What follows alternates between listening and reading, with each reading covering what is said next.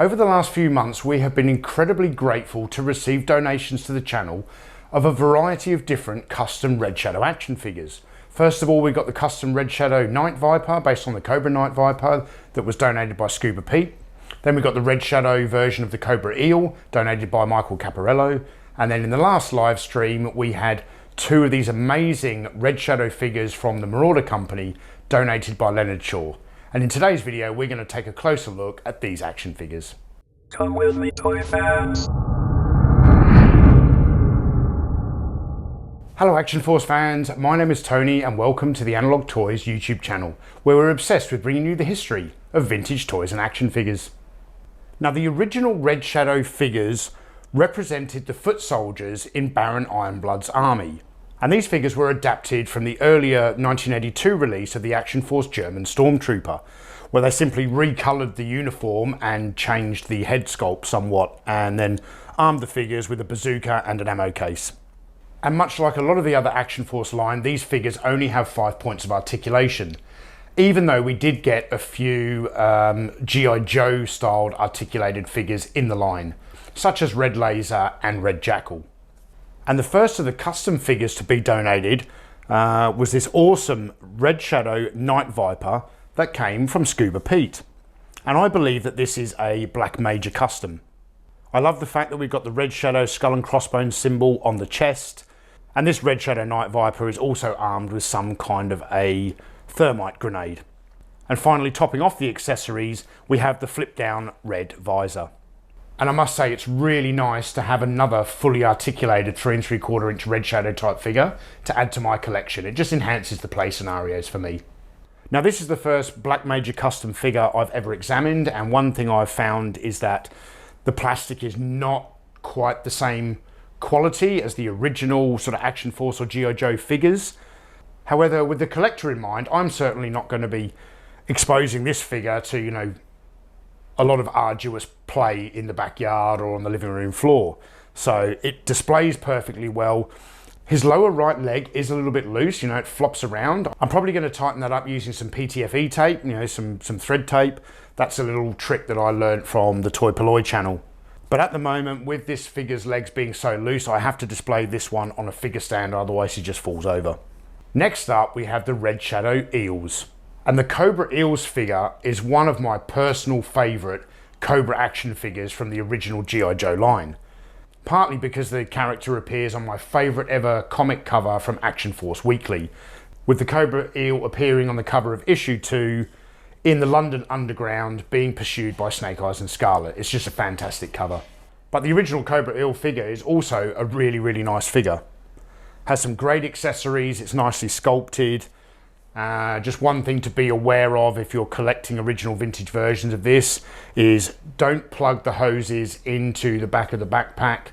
Well, you can certainly plug them in if you want to photograph it, but don't keep them in there because the hoses are prone to breaking off at the mouthpiece, which is why I always display mine with the hoses unplugged. And that's exactly the same with this Cobra Eel action figure.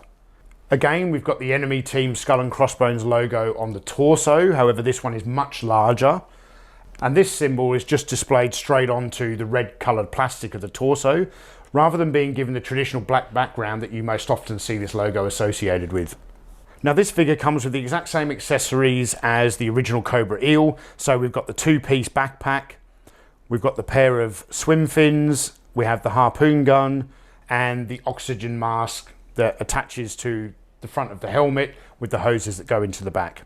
But I actually think this figure would have just popped a little bit more if some of these accessories had been coloured in black like the original version.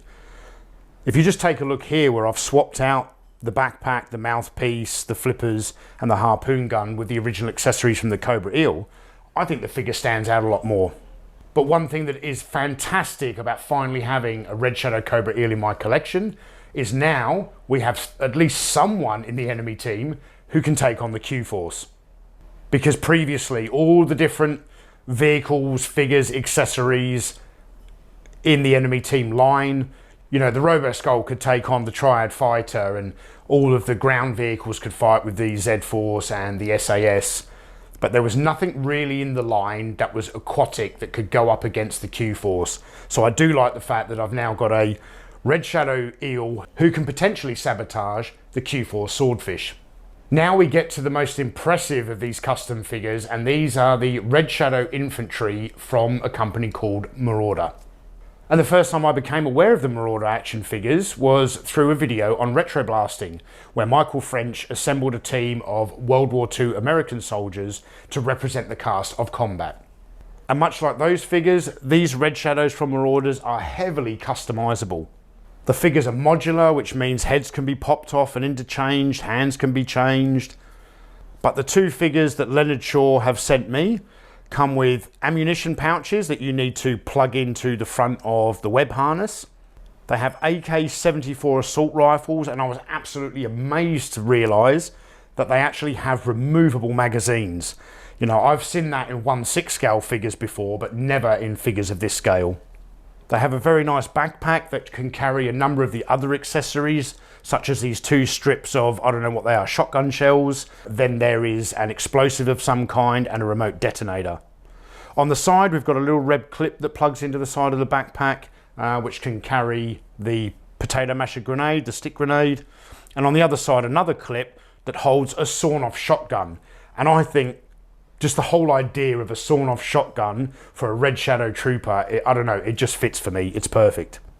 We then have a black neck scarf that can only be attached by removing the head first, but this is very, very easy. As I said, the figures are modular, so you just pop the head off, put on the neck scarf, and then reattach the head. And then the helmets are very nicely sculpted, although these ones came with stickers already on the front of the helmet, but they don't seem to stay applied very well because of they seem to want to stick dead flat, and obviously the curvature of the helmet prevents that. So they pop up at one side or the other because the type of material used for the sticker seems to naturally want to lie flat as opposed to following the curvature of the front of the helmet. With these figures, I was also provided another sticker sheet with a variety of other Red Shadow skull and crossbones symbols. So what I've done here is just attached one to the left shoulder of each figure, and I think they look quite nice. But these stickers will also be very useful for customizing other figures in my collection as it continues to grow. Now, I think these Marauders figures are fantastic. The sculpting is incredible, the articulation is spot on, they're extremely durable, there's high quality plastic being used. There's one sort of detractor, and that's nothing to do with the way the figures are made. I think they've been excellently produced. The one detractor for me is the scale of the figure. They are slightly taller than traditional 3 3/4 inch scaled figures. These figures are more like 4 inches tall, a lot like the 25th anniversary re-release of Hasbro's G.I. Joe figures. With this differing scale, they do still fit in well with the rest of my Red Shadows collection when we're talking about kind of troops on a shelf. They do not quite fit though when you try and put them with the vehicles. That extra tiny bit of height, it does prevent them from being able to sit inside the canopy of the hyena or something like that. But they do fit perfectly in the turret of the hyena. But overall, I am incredibly grateful for these very kind donations to the channel. The Red Shadow Night Viper and the Red Shadow Eels have bolstered the ranks of my articulated figures, and I think they just look great here with the Red Jackal and Red Laser. And the Marauder figures have just taken the Red Shadow Infantry to a whole other level. They've got a wealth of accessories and some really nicely sculpted accessories at that.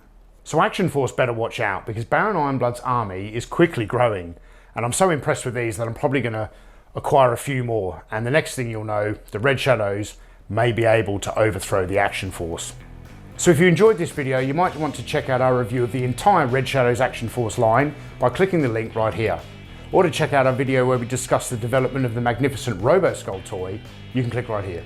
I'm Tony from Analog Toys, thank you all for watching, and I'll see you in the next video.